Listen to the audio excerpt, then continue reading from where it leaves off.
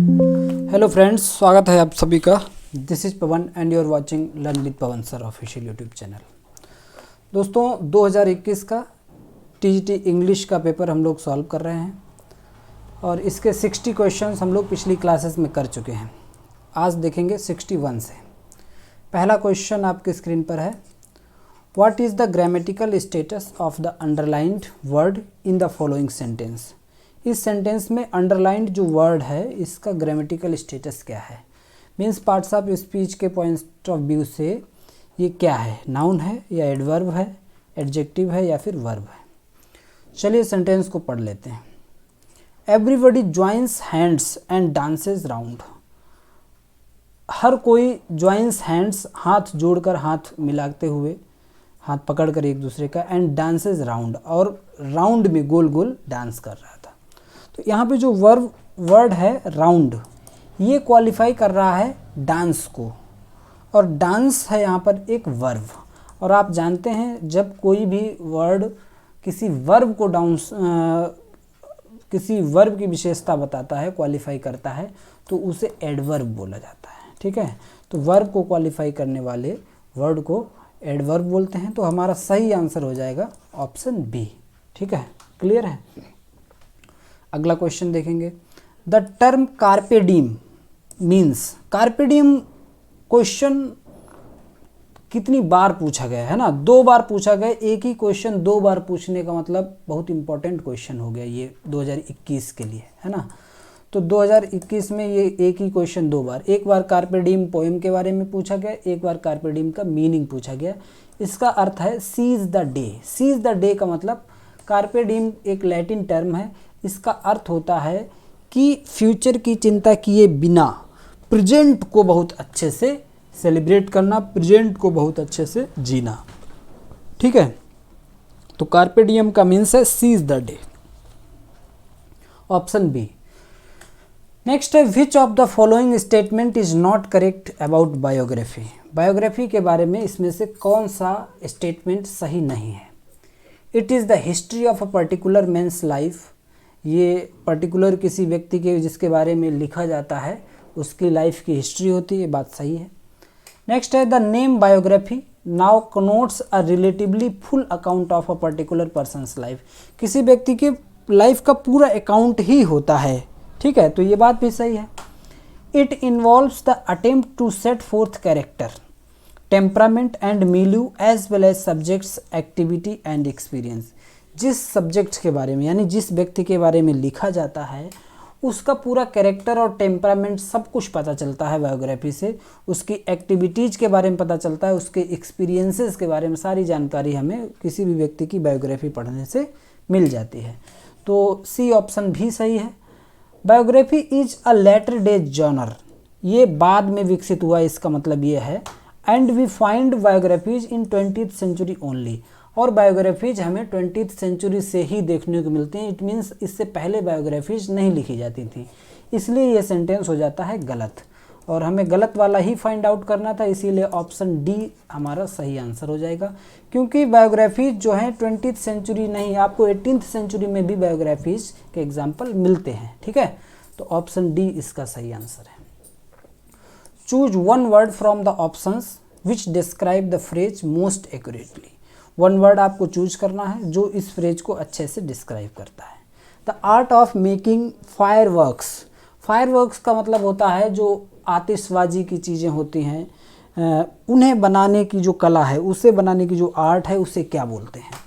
तो इसके लिए सही ऑप्शन यहाँ पर है ए, पायरोटेक्निक्स। पायरोटेक्निक्स में जो फायरवर्क्स हैं, पटाखे वगैरह जो बनाए जाते हैं, वो टेक्निक पायरोटेक्निक्स कहा जाता है। ऑप्शन ए आपका उत्तर हो जाएगा।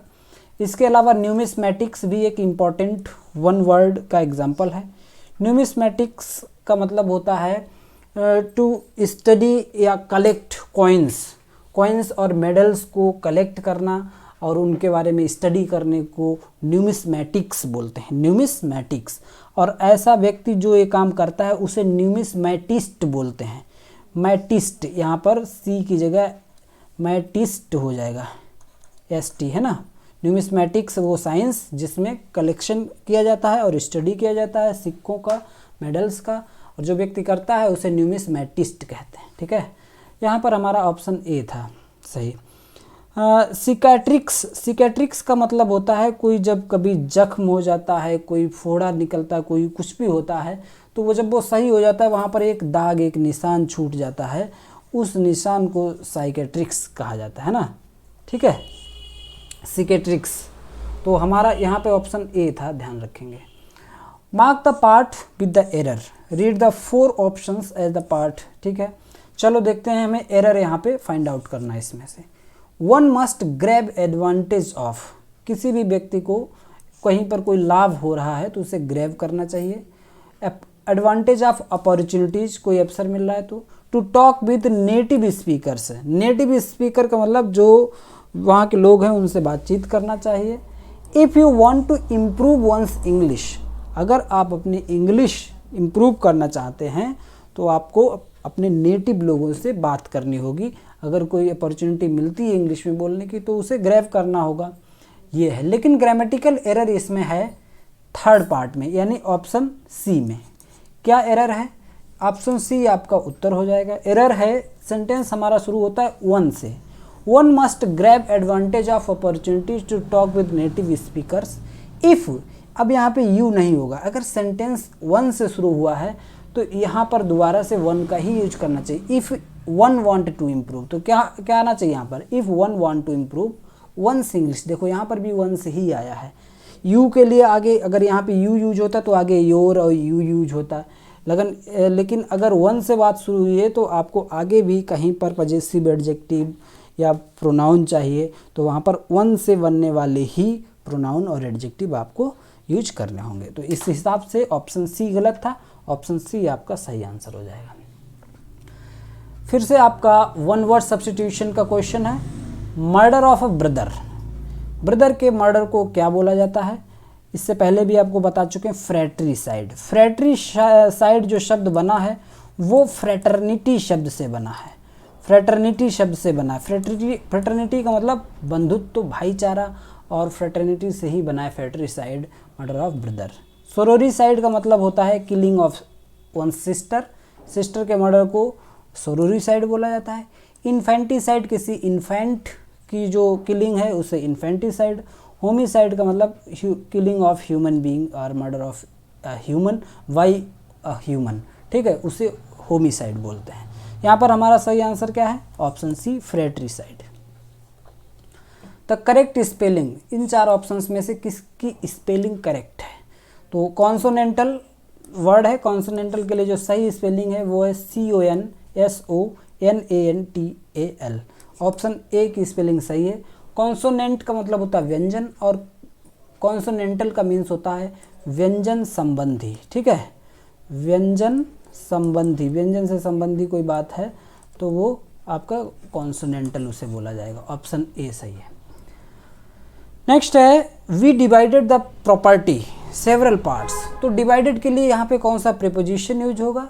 डिवाइडेड के बाद प्रीपोजिशन आना चाहिए into, divided into, divide something into, है ना, पार्ट्स, तो डिवाइडेड इनटू, ध्यान रखेंगे, ऑप्शन ए सही है। I have not seen him, मैंने उसे नहीं देखा है लास्ट मंथ। लास्ट मंथ का मतलब यहाँ पर सिंस का यूज होगा, since last month. I haven't seen him since last month, मैंने पिछले महीने से उसे नहीं देखा, है ना।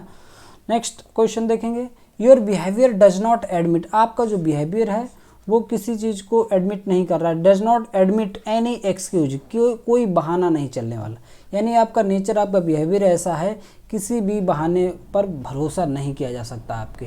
तो इसके लिए हमें करना पड़ेगा admit of. Your behaviour does not admit of any excuse, ठीक है, एडमिट ऑफ का मतलब लायक ना होना इस सेंस में। ऑप्शन बी, आपका बिहेवियर बहाना बनाना मीन्स आपकी आदत है, उस पर भरोसा नहीं किया जा सकता। नेक्स्ट है, find out incorrect sentence. 4 option है, 4 सेंटेंस है, इसमें से कौन सा इनकरेक्ट है, चलिए देखते हैं।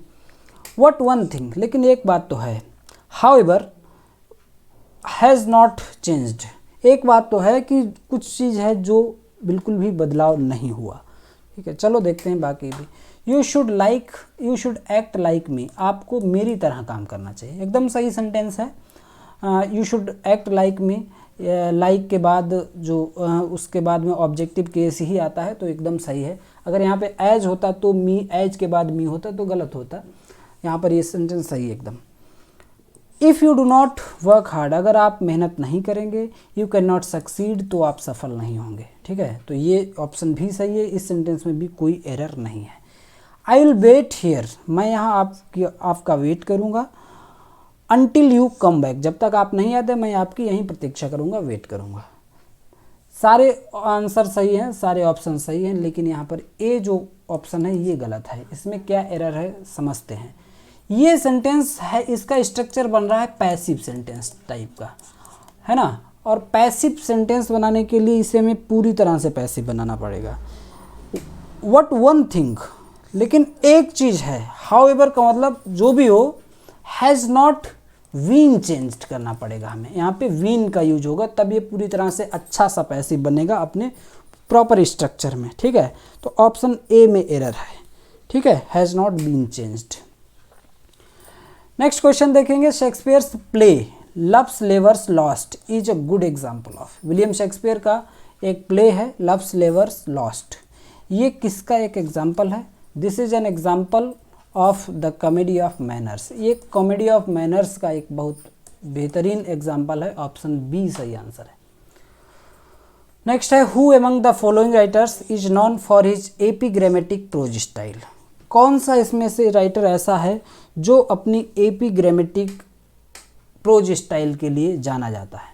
तो सही आंसर है आपके Francis Bacon. Francis Bacon is a very celebrated writer, prose writer, essayist, और he uses in his writings epigrammatical style. ठीक है, एपिग्रामेटिकल स्टाइल, ऑप्शन बी सही आंसर है।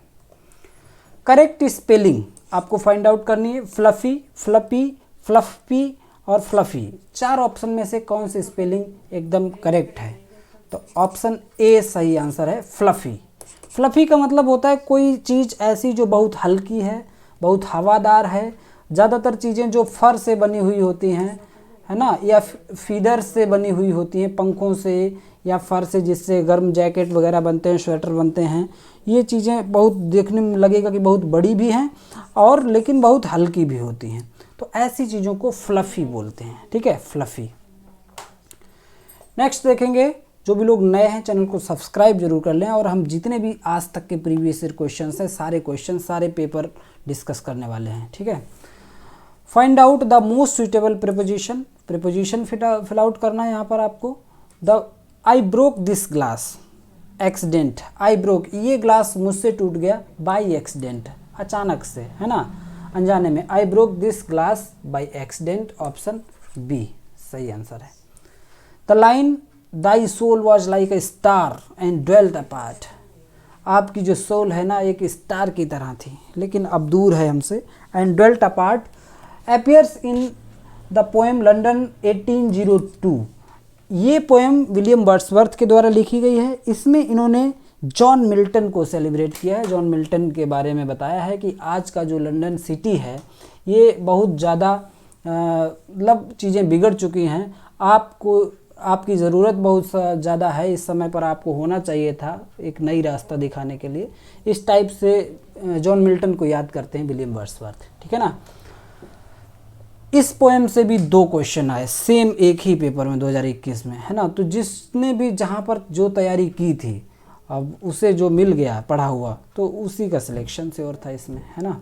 तो कई चीज़ें ऐसी थी जो बार बार रिपीट हुई इस पेपर में। The line they also serve who only stand and wait occurs in which of the following poems. किस पोएम में ये लाइन आती है? दे ऑल्सो सर्व, वो लोग भी सेवा ही करते हैं। Who only stand and wait, जो केवल वेट करते हैं, खड़े रहते हैं। जैसे आप किसी की सेवा करने के लायक नहीं हो। जॉन मिल्टन कहने का मतलब था कि हमारे पास अब रोशनी ही नहीं है, मेरी आंखें ही चली गई हैं, तो मुझे जो आपने क्वालिटी दी थी लिखने वाली, तो मैं उसका यूज कैसे कर सकता हूँ।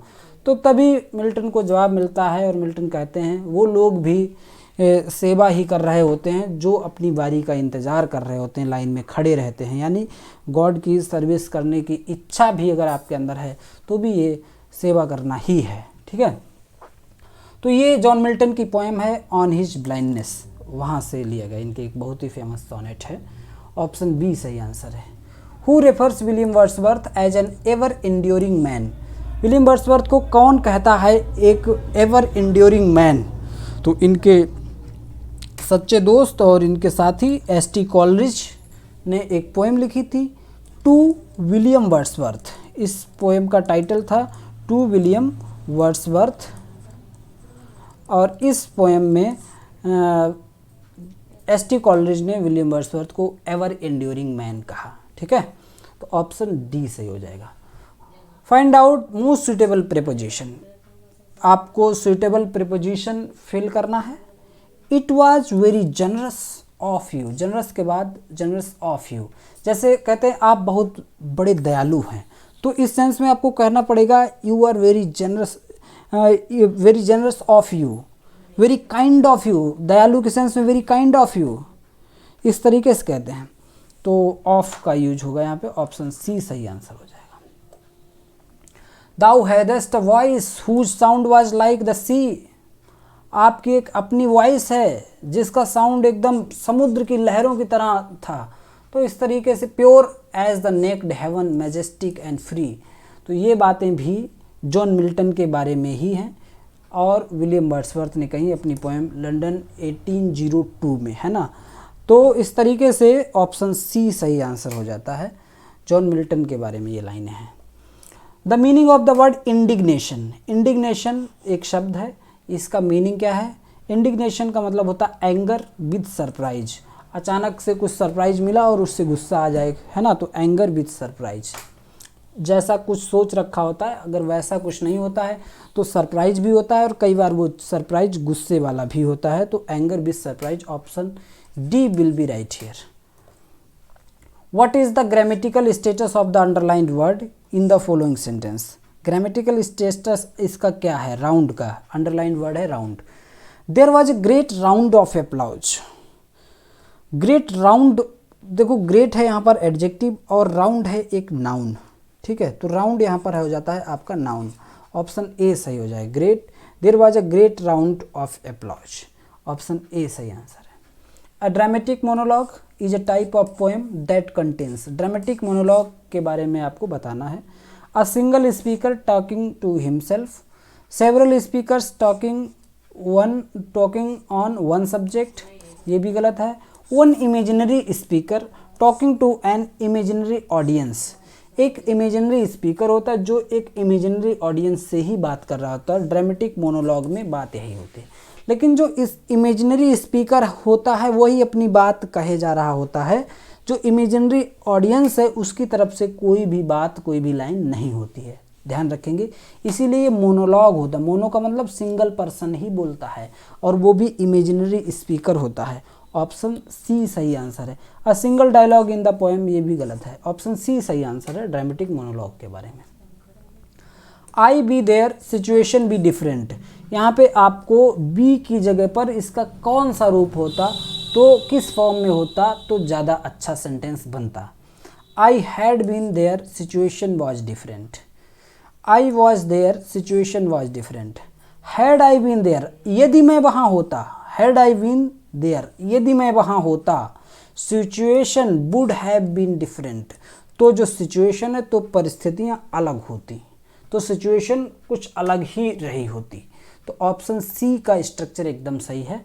Had I been there situation would have been different, option C आपका सही आंसर है। डी में क्या है? Had I been there situation had been different, नहीं, situation would have been, would have been का मतलब सिचुएशन दूसरी होती लेकिन है नहीं, अब जो सिचुएशन वो अलग है, अगर मैं वहाँ पर होता तो सिचुएशन अलग होती, है ना, तो option C.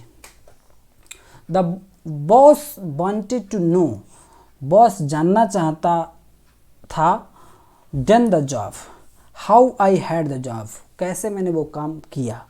That how had I, देखो हाउ के बाद हैड आया है, इसका मतलब क्वेश्चन बन रहा है, क्वेश्चन वाला स्ट्रक्चर। हाउ के बाद हैड है तो क्वेश्चन वाला स्ट्रक्चर, हाउ के बाद वुड है तो क्वेश्चन वाला स्ट्रक्चर, लेकिन यहाँ पर हाउ के बाद आना चाहिए subject. No how I had, इसका मतलब ये क्वेश्चन है ही नहीं, ये सेंटेंस क्वेश्चन नहीं है। जो क्वेश्चन हो सकता था उस क्वेश्चन को कहा गया है स्टेटमेंट के रूप में। The boss wanted to know how I had done the job. Boss जानना चाहता था कि मैंने ये काम कैसे किया, मैंने ये जॉब कैसे किया, है ना। लेकिन बॉस पूछ नहीं रहा है, ये तो इम्प्लाई बता रहा है कि बॉस के मन में इच्छा थी। क्वेश्चन ना बॉस कर रहा है ना इम्प्लाई कर रहा है इस सेंटेंस में। अगर ये क्वेश्चन होता तो यहाँ पे क्वेश्चन मार्क भी लगा होता, ये बात भी ध्यान रखेंगे। तो कई बार क्वेश्चन नहीं होता है उस सेंटेंस में, हमें लगता है कि ये क्वेश्चन है, ये क्वेश्चन नहीं है, ये स्टेटमेंट है। The boss wanted to know how I had done the job. तो इसमें ऑप्शन ए सही हो जाएगा, ठीक है, ऑप्शन ए। नेक्स्ट है आपका consider 4 options. Error part find out करना है। 15 miles are long way to walk. 15 mile दूरी तय करना, टू वॉक पैदल चल करके एक लंबा रास्ता है, लंबी दूरी है। तो यहाँ पे 15 माइल्स को देखकर आपको लग रहा है कि ये प्लूरल है और आपने यहाँ पे आर लगा दिया और ये गलत हो गया। 15 माइल्स एक अलग एक यूनिट बन जाती है एक दूरी की, है ना। तो 15 माइल्स एक दूरी हो गई, एक डिस्टेंस हो गई। एक डिस्टेंस के सेंस में ये कंप्लीट सिंगुलर ही माना जाएगा। 15 माइल्स इज कहना पड़ेगा हमें, is long way to walk. 15 miles की दूरी एक अच्छी खासी दूरी है। तो डिस्टेंस को आप समझें तो डिस्टेंस के सेंस में सिंगुलर है तो डिस्टेंस के साथ इज आएगा। 15 माइल्स की दूरी एक लंबी दूरी है पैदल चलने के लिए। ऑप्शन बी सही आंसर है, यहाँ पर आएगा इज, आर नहीं आ सकता। As a dramatist John Galsworthy belongs to. Dramatist के रूप में जॉन गॉल्सवर्दी किससे संबंधित? रोमांटिक ट्रेडिशन को फॉलो करते हैं? नहीं। साइकोलॉजिकल ट्रेडिशन को भी फॉलो नहीं करते हैं। रियलिस्ट ट्रेडिशन, जो जॉन गॉल्सवर्दी हैं वो रियलिस्ट तरीके से लिखते हैं, जो भी इनके समय की कॉन्टेम्प्रेरी समस्याएं थी तो उसी चीज़ पर, और इन्होंने रियलिस्टिक वे में लिखा। ऑफ जॉन्स एंड पिनरो, और इन्होंने जो ट्रेडिशन फॉलो किया था वो जॉन्स और पिनरो का ट्रेडिशन था। कुछ इनसे पहले के राइटर्स थे और जॉन्स और पिनरो जो थे वो भी रियलिस्ट तरीके से लिखते थे, उसी को फॉलो किया इन्होंने। तो ऑप्शन सी सही आंसर हो जाएगा, ठीक है। ट्रेडिशन ऑफ एडवर्ड बॉन्ड ये भी गलत है, ऑप्शन सी सही है। नेक्स्ट है Vasco da Gama was the first to round. यहाँ पर जो अंडरलाइन वर्ड है राउंड, इसे बताना है क्या है ये, किस पार्ट्स ऑफ स्पीच में के अंदर आएगा। The cape of the good hope. Vasco da Gama was the first, पहला व्यक्ति था Vasco da Gama, to round चक्कर लगाने वाला, the cape of good hope. Cape of good hope का चक्कर लगाने वाला, राउंड लगाने वाला पहला व्यक्ति था। तो टू राउंड यहाँ पर तो हमें वर्ब लग रही है और वर्ब है तो ऑप्शन डी सही हो जाएगा, ठीक है, ऑप्शन डी। नेक्स्ट है which of the following, next और लास्ट भी है। आज 90 क्वेश्चन होने थे, 35 क्वेश्चन इसके बचे हैं। 91 से लेकर के 125 तक वो आपको अगली क्लास में देखने को मिलेंगे। विच of the following statement is true about a closet drama. Closed drama बहुत इंपॉर्टेंट और बहुत ईजी क्वेश्चन हो गया होगा, इतनी बार प्रीवियस ईयर क्वेश्चंस में ये क्वेश्चन आया है क्लोजेड ड्रामा के बारे में। तो क्या है, चलो देखते हैं। It is a drama full of treachery and intrigues, नहीं। A closet drama essentially has double plots, ये बात भी नहीं है। A closet drama is intended to be read rather than to be staged in a theatre, सही बात है। Closed drama जो है वो पढ़ने के लिए, रीड करने के लिए लिखा जाता है, इसे स्टेज पर, थिएटर में स्टेज क्राफ्ट के द्वारा दिखाने के लिए ये नहीं होता है। ऑप्शन सी सही आंसर है, ठीक है। डी में क्या है, deals with gentleman and ladies, इससे मतलब भी नहीं है। जो क्लोजेड ड्रामा है वो एक ऐसा ड्रामा होता है जो केवल पढ़ने के लिए लिखा जाता है, उसे स्टेज पर, थिएटर में दिखाया नहीं जा सकता है, ठीक है। ऑप्शन सी सही आंसर है। और आज के सारे क्वेश्चंस हम लोगों ने कंप्लीट कर लिए हैं। मिलेंगे अगली क्लास में। अगली क्लास में ये 2021 का पेपर एकदम कंप्लीट हो जाएगा। जिन लोगों ने यूथ की सीरीज को अभी तक नहीं देखा है तो सभी लोग प्रीवियस ईयर क्वेश्चंस को देखें। पूरा यूथ के सारे प्रीवियस ईयर क्वेश्चंस मैंने सारे राइटर्स पर कराए हैं।